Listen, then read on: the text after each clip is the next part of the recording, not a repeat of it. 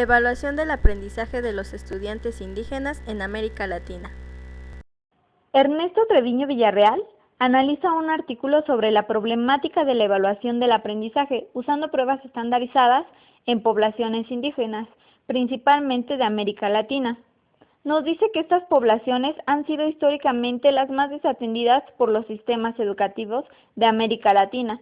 Sus condiciones económicas, como ya lo sabemos, son muy bajas y que además están en desventaja con las poblaciones no indígenas.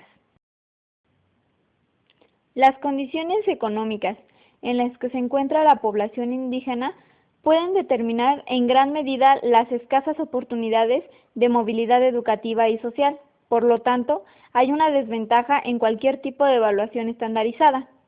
La inasistencia escolar es otro factor que pone en desventaja a los indígenas. Su aprovechamiento académico en exámenes es totalmente diferente por el contexto al que pertenecen. El escritor menciona en su artículo la rendición del aprendizaje de estudiantes indígenas a través de exámenes estandarizados.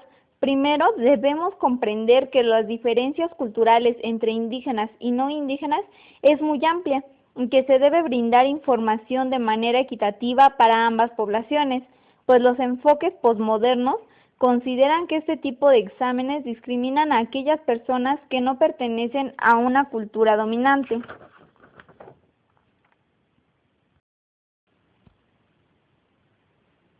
El autor también nos menciona acerca de los exámenes estandarizados y nos menciona que tienen un papel muy importante dado a que miden habilidades y conocimientos de los alumnos y que los alumnos, para que se realice una evaluación equitativa, se deben aplicar mediante un enfoque modernizador.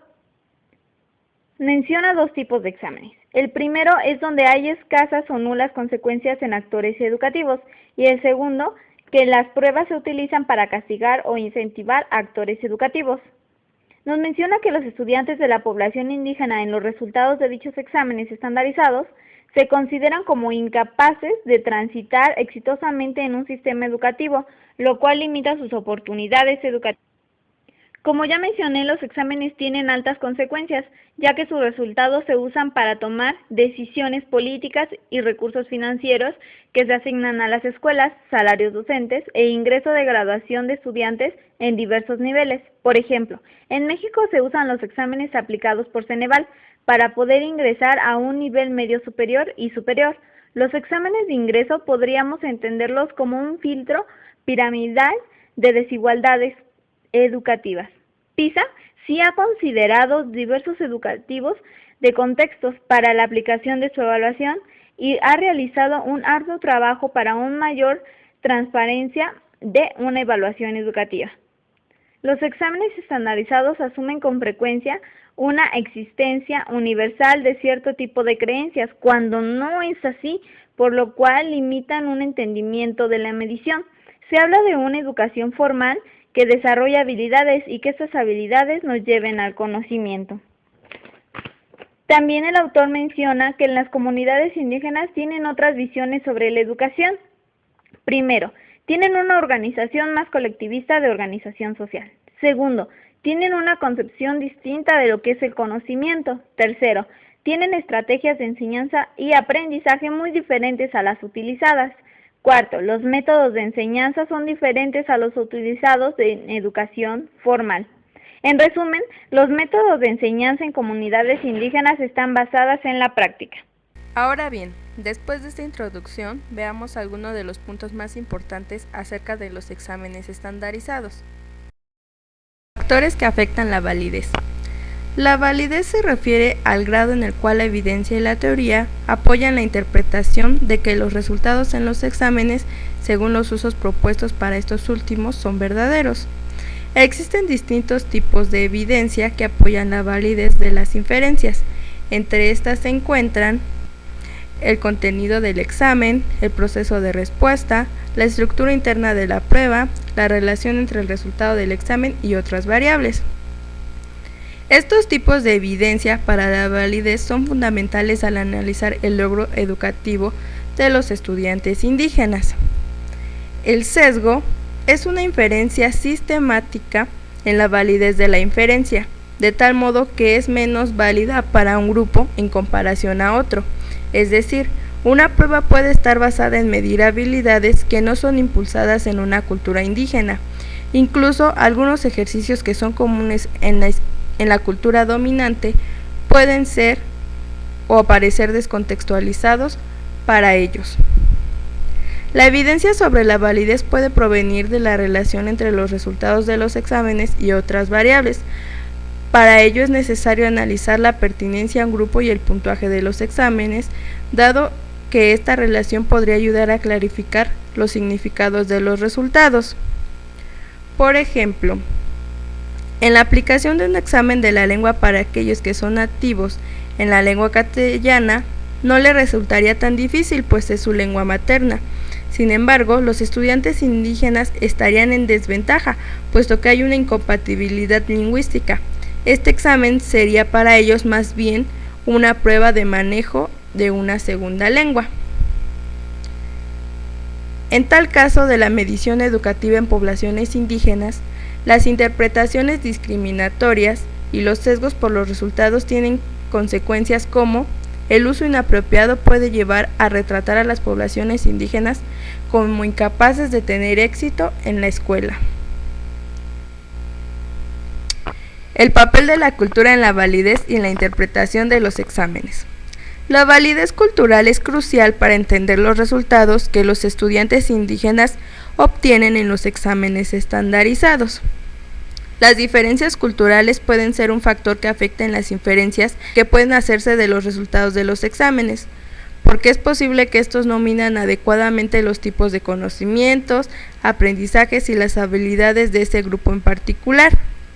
Las influencias socioculturales incluyen valores, creencias, experiencias, patrones de comunicación, estilos de enseñanza, aprendizaje, así como las condiciones socioeconómicas.